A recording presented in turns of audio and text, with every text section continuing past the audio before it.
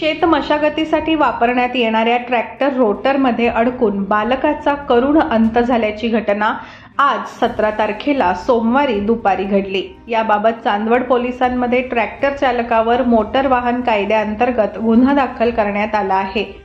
मंगरूळ तालुका चांदवड येथील गुरुद्वारा परिसरात धाकराव वस्तीजवळ असलेल्या शेतात शेत मशागतीचे काम सुरू होते। यावेळी परमवर सिंग हरमित सिंग बेदी हा 13 वर्षीय बालक आपल्या कुटुंबियांसोबत शेतातील कचरा वेचण्याचे काम करत होता।